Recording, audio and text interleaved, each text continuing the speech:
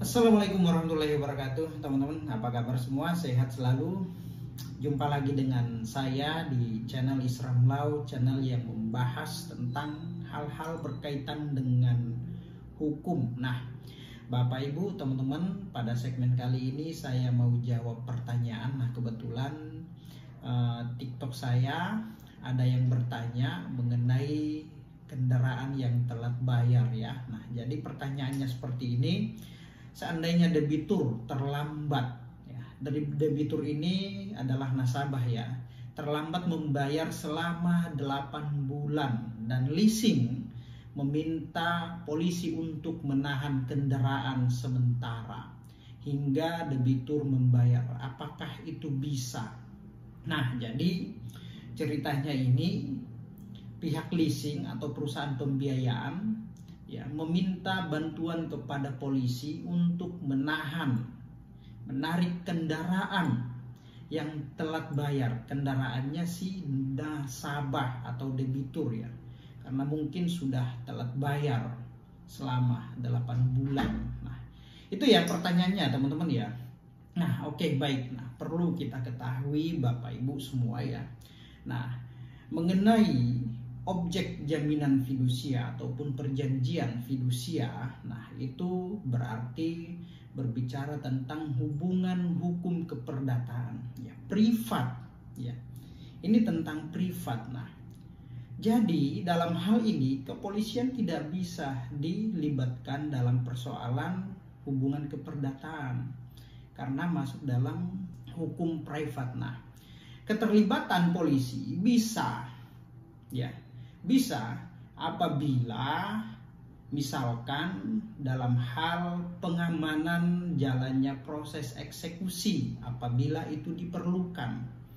Proses eksekusi hanya pengamanan, bukan pengamanan aset atau objek atau melakukan penarikan kendaraan yang telat bayar.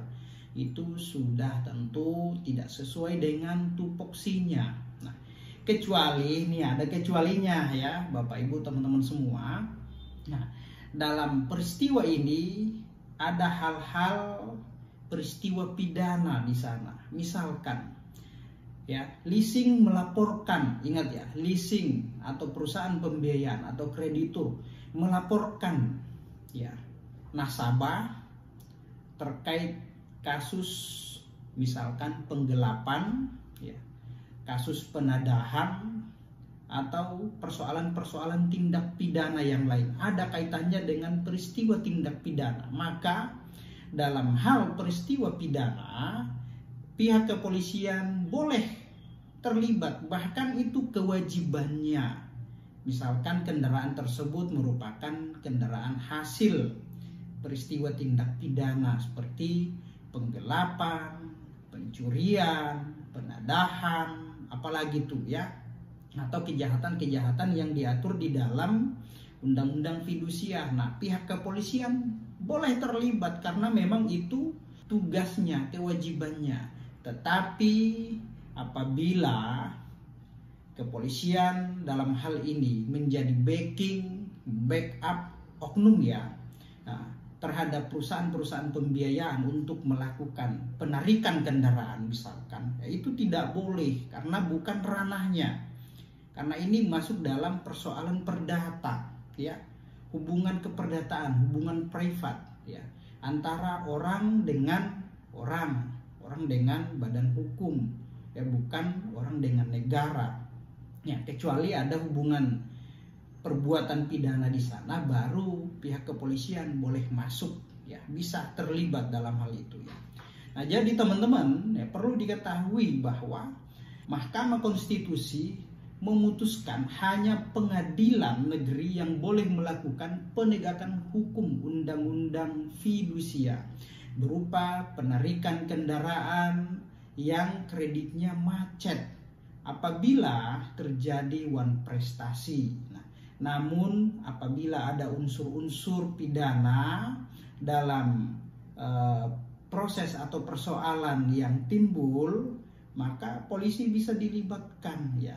Dilibatkan juga dalam proses misalkan melakukan penangkapan, mengamankan aset yang memang ada kaitannya dengan peristiwa pidana, ataukah mungkin menjalankan proses eksekusi putusan apabila diperlukan. Nah itu teman-teman Bapak Ibu semua ya. Nah jadi mengenai polisi melakukan penarikan atau mengamankan aset objek jaminan fidusia karena debiturnya atau nasabah telat bayar, nah itu tidak diperkenankan menurut hukum ya.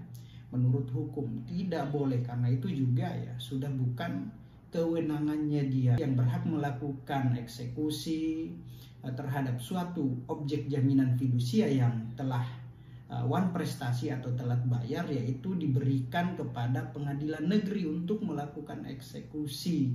Nah, tetapi ada juga yang namanya eksekusi secara mandiri, teman-teman Bapak Ibu semua ya. Nah, apabila nasabah atau debitur telat bayar ya, dan pihak leasing atau perusahaan pembiayaan ingin melakukan penarikan kendaraan yang telat bayar, bisa dilakukan dengan cara mandiri, eksekusi mandiri namanya. Selama pihak debitur atau nasabah tidak merasa keberatan kendaraan tersebut untuk diambil ya, untuk diamankan atau ditarik oleh pihak leasing melalui misalkan debt collector atau istilah orang saat ini mata elang. Namun apabila pihak debitur atau nasabah keberatan dan tidak mau menyerahkan secara sukarela, maka itu tidak boleh dilakukan oleh pihak leasing atau kreditur. Maka dengan cara dia harus mengajukan upaya hukum ke pengadilan negeri ya, bisa menggugat wan prestasi, ada putusan turun yang berkekuatan hukum tetap, maka kendaraan tersebut mau tidak mau ya, siap tidak siap, debitur harus memberikan, harus mengembalikan atau menyerahkan kendaraan tersebut kepada kreditur atau perusahaan pembiayaan. Nah, ini berdasarkan ketentuan yang diatur oleh Mahkamah Konstitusi, karena ada putusan Mahkamah Konstitusi nomor 2 PUU tahun 2021 ya.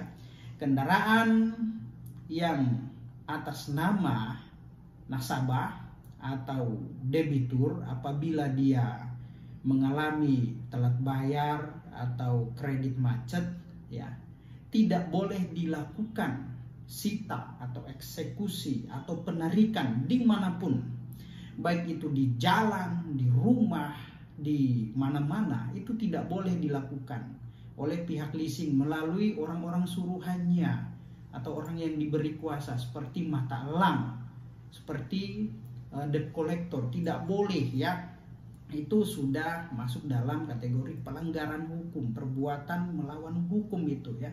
Ya, karena itu masuk dalam kategori perampasan ya. Dia kan baruan prestasi ya. Kecuali sudah ada putusan yang berkekuatan hukum tetap ya, yang diajukan oleh kreditur misalkan atau perusahaan pembiayaan, namun pihak debitur belum mau menyerahkan, maka bisa diambil secara paksa karena aturannya jelas, sudah ada putusan. Nah itu ya Bapak Ibu. Nah tapi ingat, debitur atau si nasabah juga harus tahu diri ya. Sudah telat bayar jangan ngotot-ngotot juga kan gitu. Kalau ada upaya hukum yang dilakukan oleh pihak leasing, kreditur ya harus dihormati. Tetapi ingat, kalau misalkan kendaraannya mau diambil secara paksa ya harus bertahan juga ya, harus bertahan juga ya, harus melalui mekanisme ya, atau cara-cara yang diperkenankan oleh hukum. Tidak boleh asal ditarik-tarik begitu saja di pinggir jalan, di rumah orang, diangkut secara paksa. Ini tidak boleh ya. Saya sampaikan bahwa tindakan tersebut merupakan tindakan yang melawan hukum, bisa dijerat dengan pasal perampasan, pencurian ya. Itu kan mengambil secara paksa barang milik orang lain. Nah itu teman-teman Bapak Ibu semua ya. Jadi kembali kepada pertanyaan tadi, bisa atau tidak pihak kepolisian melakukan penahanan terhadap kendaraan yang telat bayar? Saya jawab secara tegas, tidak bisa. Aturannya seperti itu ya. Jadi mengenai undang-undang fidusia itu masuk dalam ranah keperdataan hukum privat ya. Tidak bisa pihak kepolisian masuk dalam persoalan itu, kecuali ada perbuatan tindak pidana di dalamnya, baru kepolisian boleh melakukan tindakan-tindakan sesuai dengan ketentuan yang diatur oleh undang-undang ya. Jadi tidak boleh menjadi backing, tidak boleh melakukan penarikan atau mengamankan kendaraan yang telat bayar ya, kecuali ada perbuatan tindak pidana di sana, baru silahkan, karena itu merupakan tugas dan fungsinya, kewajibannya. Nah itu ya teman-teman, Bapak Ibu semua, semoga apa yang saya sampaikan bermanfaat. Demikian, Assalamualaikum warahmatullahi wabarakatuh. Salam keadilan.